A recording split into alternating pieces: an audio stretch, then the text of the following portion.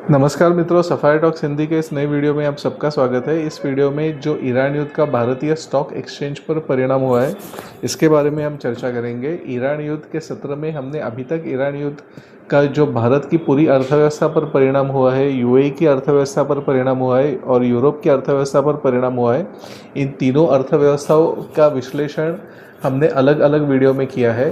परंतु इस वीडियो में हम जो 19 मार्च 2026 में भारतीय स्टॉक मार्केट में जो भारी गिरावट देखने मिली, इसके बारे में हम चर्चा करेंगे। मित्रों, आपको शायद मालूम होगा कि 19 मार्च 2026 को भारतीय स्टॉक एक्सचेंजेस में 11.5 से 12 लाख करोड़ का नुकसान सिर्फ एक ही दिन में हुआ। इसका महत्वपूर्ण कारण यह है कि जो फॉरेन इंस्टीट्यूशनल इन्वेस्टर्स हैं, उन्होंने बहुत तेज़ी से भारतीय स्टॉक एक्सचेंजेस से अपना पैसा निकालना शुरू कर दिया। मित्रों, जो बीएसई सेंसेक्स है और एनएससी का निफ्टी है, उन दोनों में एक ही दिन में 3.26% की गिरावट देखने को मिली। इस सब के पीछे जो प्रमुख कारण बताया जाता है वो है इन्वेस्टर पैनिक।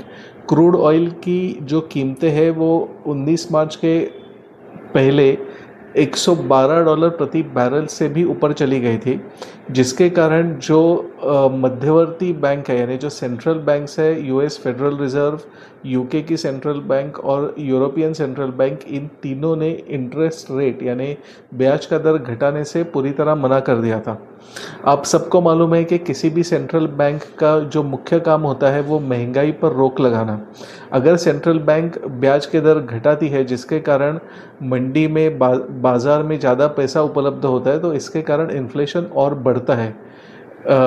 पैसा सस्ता होने से यानी ब्याज के दर कम होने से जो आर्थिक व्यवस्था है उसमें तेज़ी से बढ़ोतरी होती है, ये बात बिल्कुल सही है। परंतु उसके साथ साथ जो महंगाई का दर है वो भी बढ़ता है। अब इस परिस्थिति में जहाँ कच्चे तेल की कीमतों के कारण महंगाई पहले से बढ़ रही है, वहाँ पे किसी भी सेंट्रल बैंक ने ब्याज के दर घटाना कतई मुनासिब नहीं समझा, जिसके कारण जो प्रमुख निवेशक है उनको एक बात तो पता चली कि आने वाले कुछ महीनों में, शायद सालों में, जो विश्व की अर्थव्यवस्था है वो शायद मंदी की तरफ जा रही है और उसके साथ साथ शायद जो महंगाई का दर है वो भी बढ़ता रहे, यानी जिसको हम अंग्रेज़ी में स्टैगफ्लेशन बोलते हैं, यानी महंगाई का दर बढ़ना और उसके साथ साथ अर्थव्यवस्था घटना। ये दोनों अगर देखें तो विरोधाभासी चीज़ें हैं, परंतु ये दोनों चीज़ें जब एक साथ होती है तो उसको स्टैगफ्लेशन कहते हैं।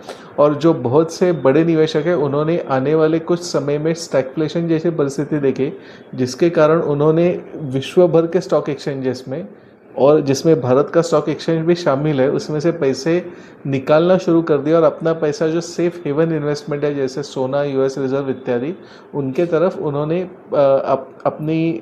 अपना निवेश करना शुरू कर दिया। अभी सभी के मन में ये सवाल होगा कि इसके आगे क्या, कि अभी तो स्टॉक मार्केट जितने तेज़ी से गिर रहा है, तो हमारा पैसा स्टॉक मार्केट में सुरक्षित है कि नहीं। तो देखिए मित्रों, इसका सरल जवाब है कि अभी ये युद्ध कितना फैलता है, इसके ऊपर ये सब चीज़ें निर्भर है। अगर युद्ध इसी प्रकार से फैलता गया और देश इसमें शामिल होते गए, तो स्टॉक मार्केट में गिरावट हम और भी देख सकते हैं। यह युद्ध अगर 1-2 हफ्ते में समेटा जाता है, तो जिस परिस्थिति में स्टॉक मार्केट पहले थे, उस परिस्थिति में जुलाई अगस्त तक भी आ सकते हैं। अभी ये कहना बहुत ही मुश्किल है कि आगे स्टॉक मार्केट में रखा हुआ पैसा किधर जाएगा। परंतु मैं एक सुझाव सबको देना चाहता हूँ, वो ऐसा है कि आज की घड़ी में ये बहुत ज़रूरी है कि सब लोग अपना कुछ पैसा, जिसको हम बोलते हैं सेफ हेवन इन्वेस्टमेंट्स में, यानी बैंक एफडी में, सोने में इत्यादि में रखें। क्योंकि आने वाले समय में अगर ये युद्ध बढ़ते गए तो शायद लोगों को पैसे की किल्लत महसूस हो सकती है, शायद महंगाई बढ़ सकती है। तो आज की तारीख में सबके लिए ज़रूरी है कि जो अनावश्यक खर्च है वो लोग कम करें और जो पैसे अपने बचा सकते हैं उतने बचा कर रखें। ये युद्ध कहाँ तक जाता है, परिस्थिति कैसे निर्माण होती है, इसके ऊपर हमको कड़ी नज़र बनाकर रखनी पड़ेगी। मित्रों, इस बारे में कुछ भी जानकारी मेरे पास आती है तो मैं आपके लिए एक नया वीडियो बनाकर लाऊंगा। ये वीडियो आपको अगर रोचक लगा है तो वीडियो को लाइक करिए, चैनल को सब्सक्राइब करिए। अगले वीडियो तक आज्ञा दीजिए। तब तक के लिए जय हिंद, जय भारत, वंदे मातरम।